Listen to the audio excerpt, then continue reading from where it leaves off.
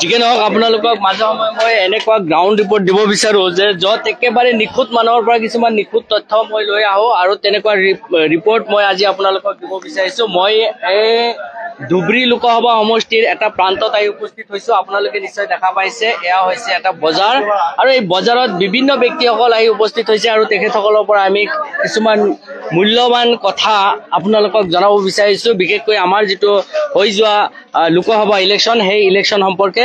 আৰু ইয়াতে বহুতো ধৰণৰ ব্যক্তি আছে, বিভিন্ন বয়সীয়াল ব্যক্তিসকলো ইয়াত উপস্থিত আছে আৰু তেখেতসকলৰ পৰা একেবাৰে গ্ৰাউণ্ড ৰিপৰ্টটো আপোনালোকক জনাব বিচাৰিছো। প্ৰথমতে ভিডিঅ'টো বেছি পৰিমাণে শ্বেয়াৰ কৰিব আৰু কমেণ্ট কৰি জনাব, বিভিন্ন ঠাইৰ তথ্যখিনি আপোনালোকে জনাব আৰু তেখেতসকলৰ পৰা আচল তথ্যখিনি মই আপোনালোকক দিব বিচাৰিছো।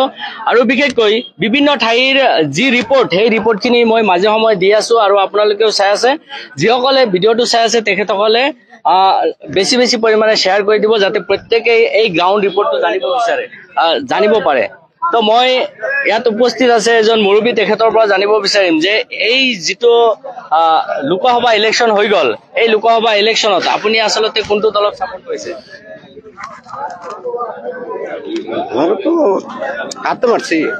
হাতে মারছে। তো এই যে হাতে যে ভোটটো দিছে, হাতত যে ভোটটো দিছে, কি হিচাপত দিছে? ৰকিবুলক চাই দিছে নে দলৰ ওপৰত ভিত্তি কৰি দিছে? এটা দলেৰ উপৰে ভিত্তি কৰে ওকিবুল সাহিত্য না। আপোনালোকে নিশ্চয় জানে যে যিখিনি সময়ত ৰকিবুলে গৃহমন্ত্ৰী আছিল সেইখিনি সময়ত যথেষ্ট অসমত হাংগামা হৈছিল, সংখ্যালঘু মানুহৰ ওপৰত যথেষ্ট টৰ্চাৰ হৈছিল, কিন্তু তেখেতে কোনো ধৰণৰ হাৰকান কৰা নাছিল বুলি বিভিন্ন মহলে প্ৰশ্ন উত্থাপন কৰিছে। সঁচানে কথাটো? সঁচা। তেতিয়াহ'লে কিয় ভোট দিছে?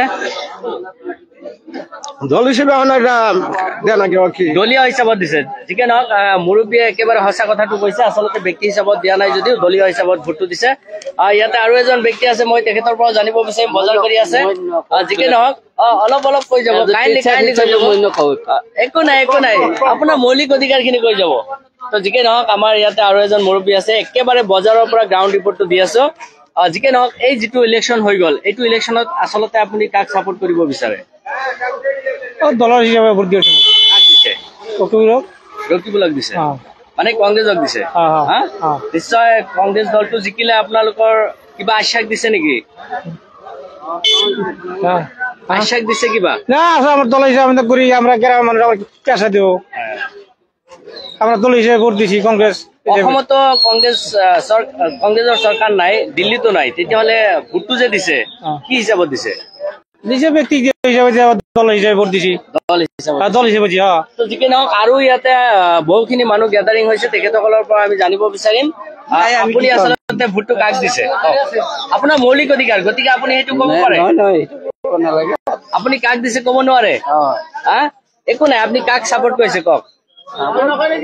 আপুনি কাক ভোট দিছে? নাই, একো নাই, লাইভত চাই আছে, মানুহখিনিয়ে চাই আছে। আপুনি কওক যে মই অমুকক ছাপোৰ্ট কৰো, এইটো ডাঙৰ কথা নহয়। কংগ্ৰেছক ছাপোৰ্ট কৰিছে, এইটো ভাল কথা, এইটো ডাঙৰ কথা নহয়। এইটো আপোনাৰ মৌলিক অধিকাৰ, আপুনি এইটো সাব্যস্ত কৰিছে, হয় না? ৰকিবুলক চাই দিছে নে কংগ্ৰেছ দলক চাই দিছে? কংগ্ৰেছ দলক চাই দিছো আমি। ৰকিবুলক চাই দিয়া নাই। তো যিকে নহওক বহুতো মানুহ আৱেগিক হৈ আছে, আচলতে ৰকিবুলক চাই ভোট দিয়া নাই, কিন্তু যথেষ্টখিনি মানুহে কৈছে যে কংগ্ৰেছক ভোট দিছো। তো ইয়াতে যুৱ ব্যক্তি এজন আছে, চাও তেখেতৰ পৰা আপুনি কাক ভোটটো দিছে? কংগ্ৰেছক দিছে। কি যুক্তি দিছে, কি হিচাপত দিছে কওকচোন?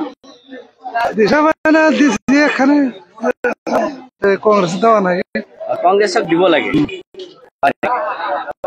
আমি যথেষ্টখিনি মানুহ আমি ইয়াতে দেখা পাইছো আৰু তেখেতসকলে এটাই কৈছে যে আমি কংগ্ৰেছক ভোট দিছো আৰু তেখেতসকলে বিভিন্ন নিজৰ যুক্তিখিনি দিছে। আৰু আমাৰ ইফালে আৰু কিছুমান মানুহ আছে, তেখেতসকলৰ পৰা জানিব বিচাৰিম। যিকে নহওক ইয়াতে আমাৰ আঞ্জা বিক্ৰী কৰি আছে আৰু তেখেতৰ পৰা মই জানিব বিচাৰিম আপুনি এইবাৰ যিটো ইলেকশ্যন হ'ল ভোটটো কাক দিছে? ভোটৰ কথা আৰু কি কম, এইটো আপোনাৰ মৌলিক অধিকাৰ। এইটো তাকে আমি পাৰ্টি হিচাপে আমি কংগ্ৰেছক দিছো।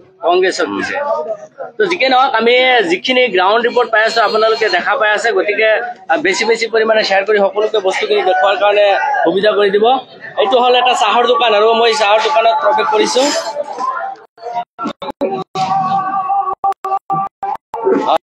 এইবাৰ ইলেকশ্যনত আপুনি কাক ভোট দিছে? হাতে ভোট দিছে।